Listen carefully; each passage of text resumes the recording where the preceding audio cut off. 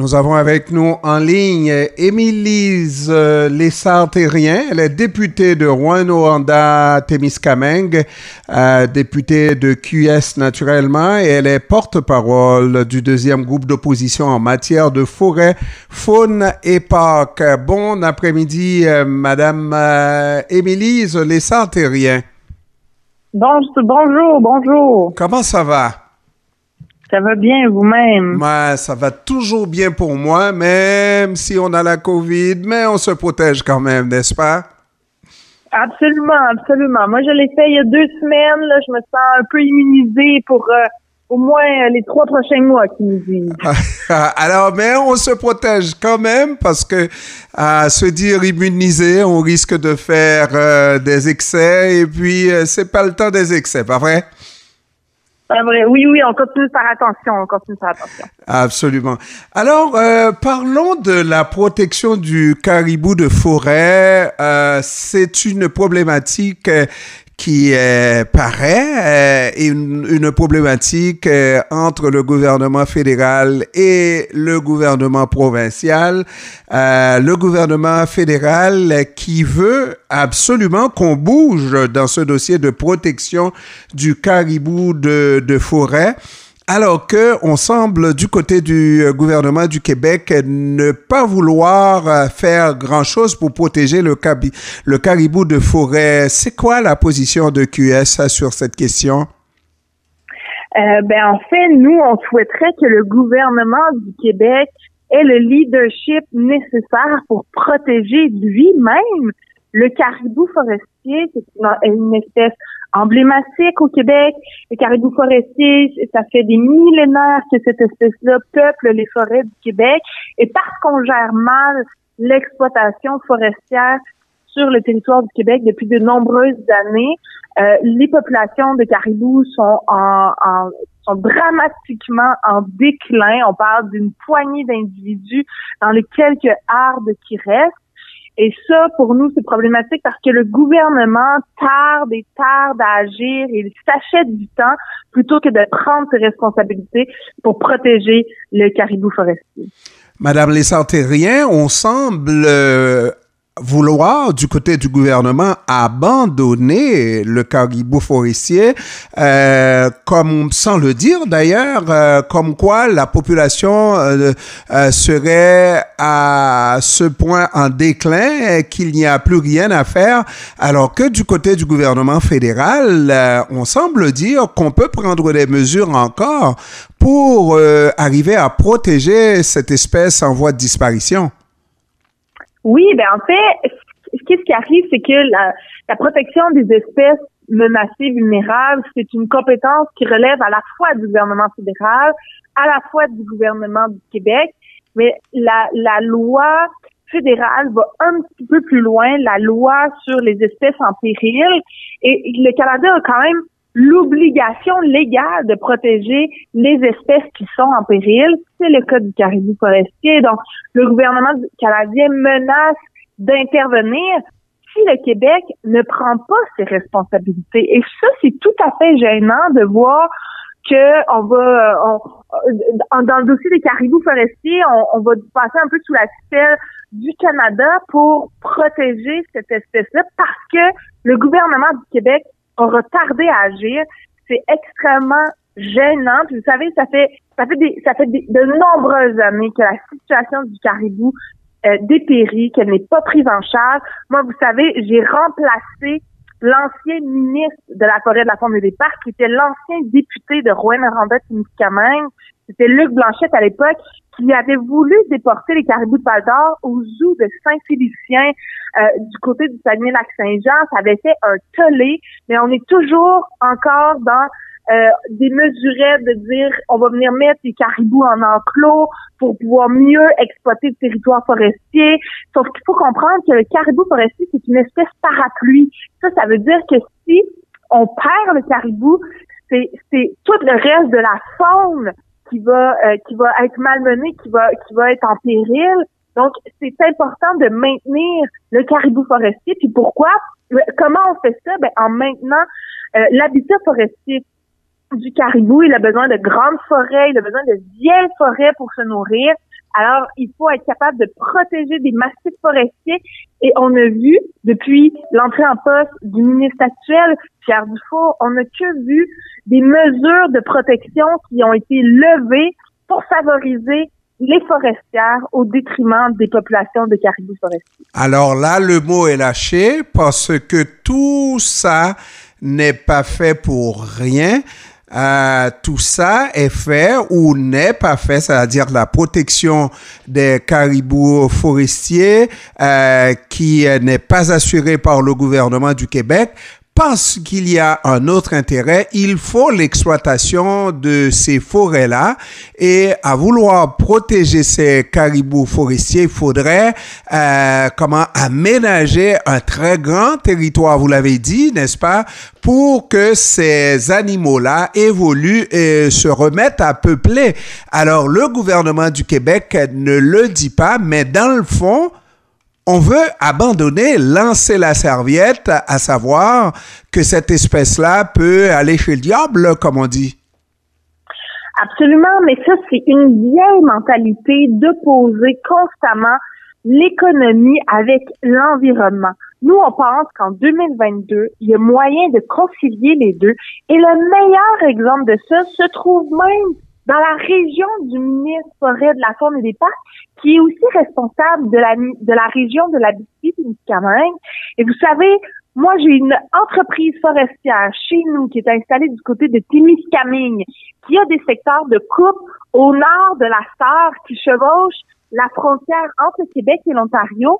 Et ils ont un plan caribou qu'ils ont réalisé avec les communautés autochtones en Abitibi, avec la Société de la nature et des parcs du Québec, avec l'équivalent de la SNAP du côté de l'Ontario, donc des sociétés de conservation de la nature.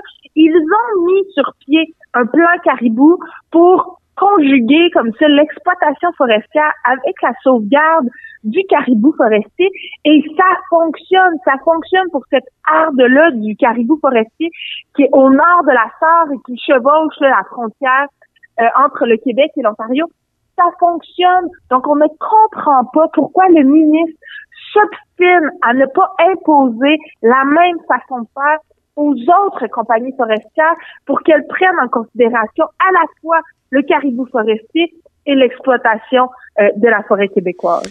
Et c'est arrivé litige-là entre le fédéral et le provincial. C'est une chose qu'on n'a pas depuis un bon bout de temps, des litiges de drapeaux ou de pouvoir, n'est-ce pas, entre le fédéral et le provincial, surtout avec ce gouvernement de la CAQ.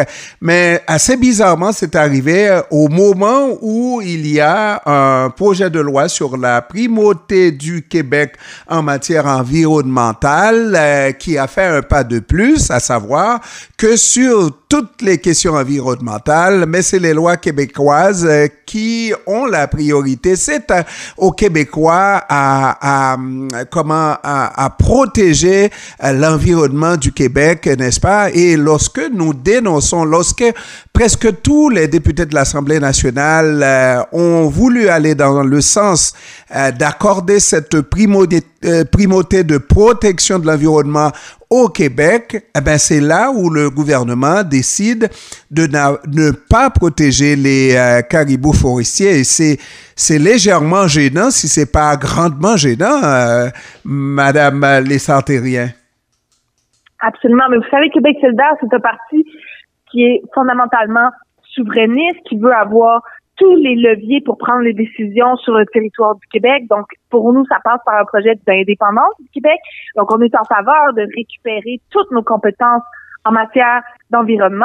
Par contre, il faut que ça vienne avec plus de substance, avec une réelle volonté de protéger nos espèces. Et ce qu'on trouve curieux, c'est que, par exemple, quand on était dans le débat entourant VNL Québec, ben là, le gouvernement était pas trop pressé d'affirmer les compétences environnementale du Québec, parce qu'au fond, ça faisait bien son affaire de dire qu'il n'y avait pas de juridiction sur les pipelines qui sont interprovinciaux, puis finalement, la décision revenait pas tellement de lui.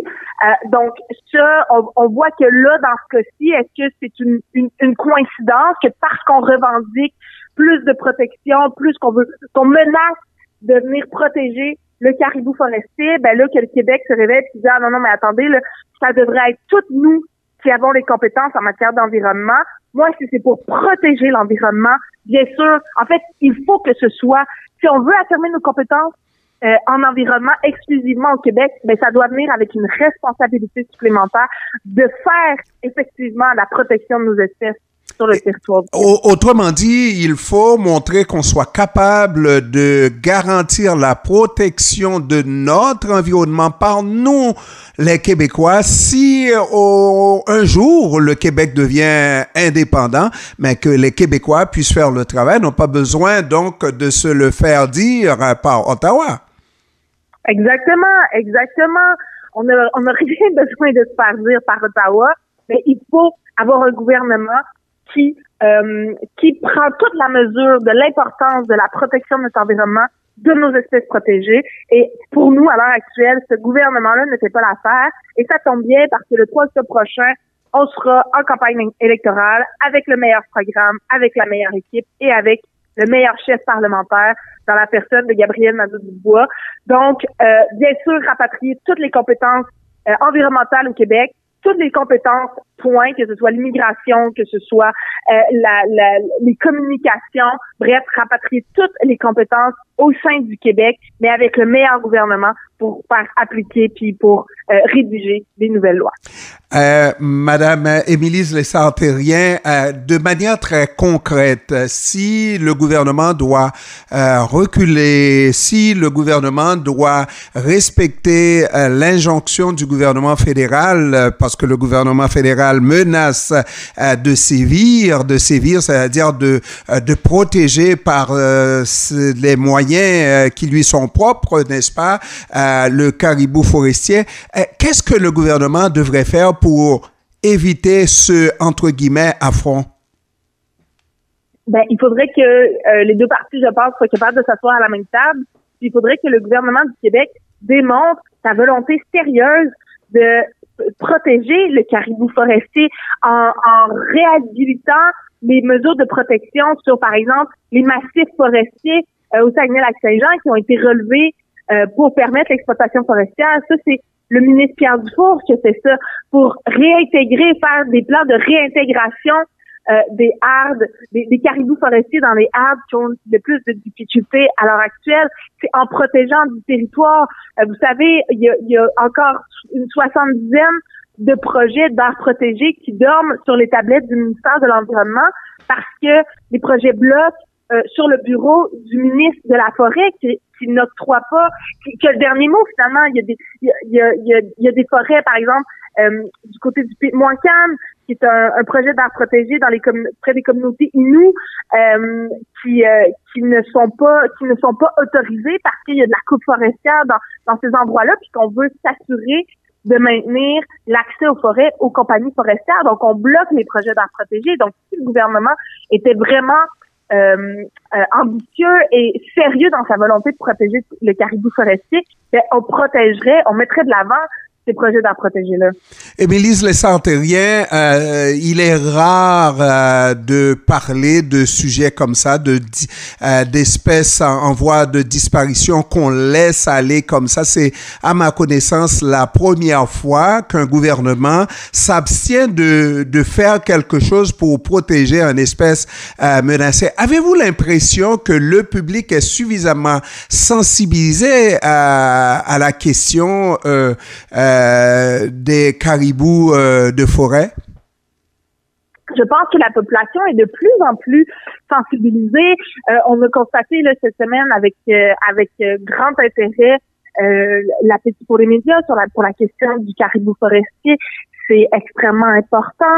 Je pense que il y a pas un Québécois qui serait content de voir que par les mauvaises décisions qui s'additionnent du gouvernement libéral, du gouvernement caquiste, que le caribou forestier vienne à s'éteindre. Moi, je pense qu'il n'y a pas un Québécois ou une Québécoise qui serait fier de ça. On réclame tous des gestes concrets, des gestes responsables, des gestes ambitieux pour sauvegarder cette espèce-là emblématique du Québec. Et c'est pour ça qu'on met beaucoup de pression sur le gouvernement du Québec à l'heure actuelle et on sent que la population est derrière nous. Émilise Lessard-Terrien, députée de Rouyn-Noranda, députée de Québec solidaire et également porte-parole de ce deuxième groupe d'opposition à l'Assemblée nationale en matière de forêt, faune et parcs. Je vous remercie d'avoir pris du temps de nous parler cet après-midi, Madame Émilise Lessard-Terrien. Ça me fait grand plaisir. Au revoir. Au revoir.